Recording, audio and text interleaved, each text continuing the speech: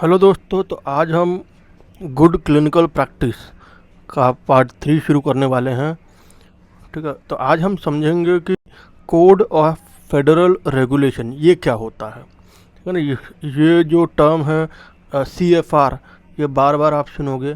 ठीक है, तो होता क्या है, what is the code of federal regulation. The code of federal regulation, जिसको हम शॉर्ट में CFR भी बोलते हैं, इज़ द कोडिफिकेशन। ठीक है, कोडिफिकेशन मतलब एक सिस्टमिक अरेंजमेंट ऑफ रूल्स हैं जो कि फेडरल रजिस्टर में पब्लिश किया गया है। किसके द्वारा? By the executive department and agencies of the US government. समझ रहे हो? तो जो code of federal regulation CFR क्या है, एक कोडिफिकेशन है, यानी कि एक सिस्टमेटिक अरेंजमेंट है रूल्स का, जिसको कहाँ पे पब्लिश किया गया इसको? फेडरल रजिस्टर में। किसके द्वारा? Executive departments and agencies of the US government. The principles of good clinical practice GCP are codified in several sections और टाइटल्स ऑफ द CFR। ठीक है, तो जो गुड क्लिनिकल प्रैक्टिस है उसको, उसके जो प्रिंसिपल्स हैं उसको कोड किया गया है। ठीक है, किस किस में? बहुत सारे सेक्शंस में, टाइटल्स में कोड किया गया है। ठीक है, तो CFR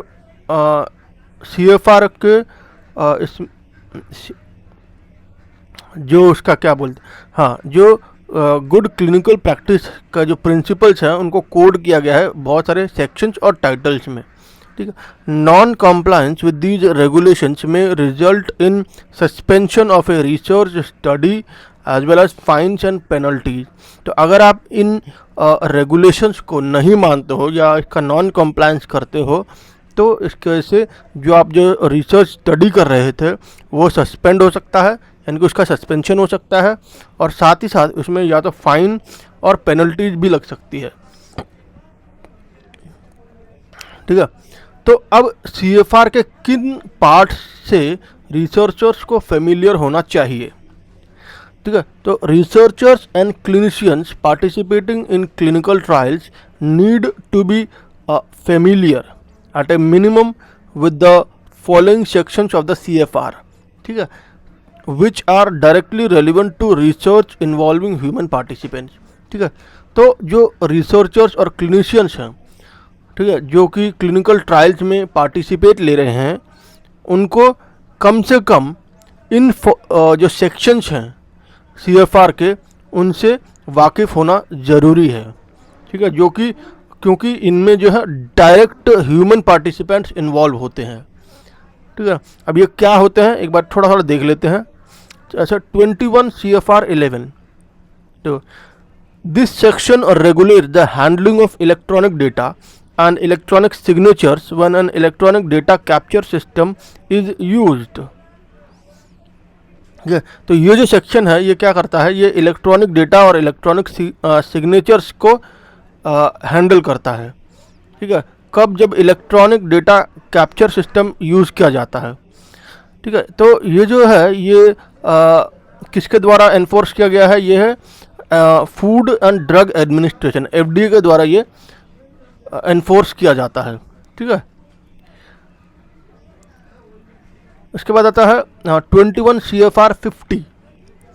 ये क्या होता है? देखो, इस सेक्शन में एनफोर्स्ड बाय द FDA, ये भी FDA के द्वारा एनफोर्स किया जाता है। Regulate the informed consent process. ठीक है, इसमें जो है जो कंसेंट प्रोसेस है, इन्फॉर्म्ड कंसेंट प्रोसेस है, उसको रेगुलेट करता है। ठीक है, और क्या? Setting out the elements of informed consent. ठीक है, जो इन्फॉर्म्ड कंसेंट के जो एलिमेंट्स हैं उनको सेटअप करता है ये। Exceptions from the general requirements. ठीक है, जो जनरल रिक्वायरमेंट्स है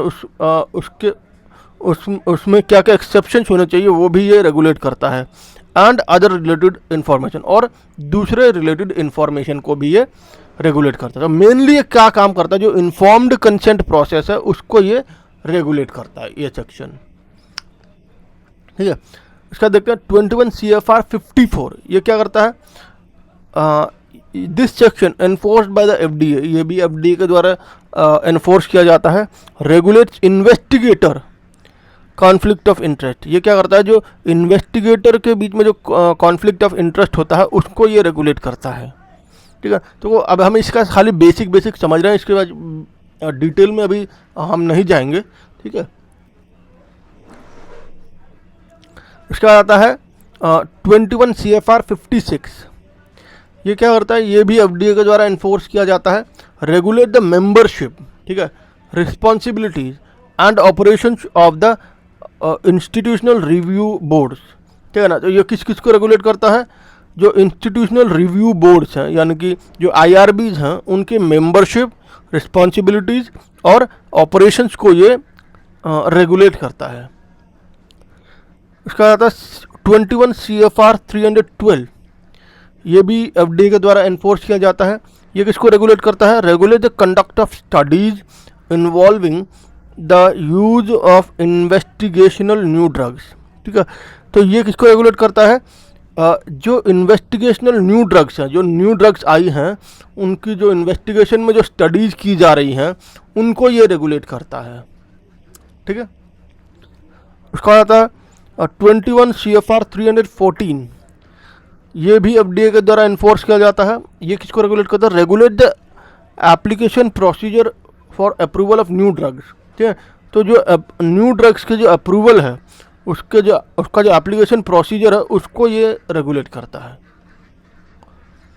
उसका 42 CFR 2 एंड 42 CFR 2A, तो these are the confidentiality regulation. ये क्या है, ये कॉन्फिडेंशियलिटी रेगुलेशन है which falls under the jurisdiction of the department of health and human services, DHHS।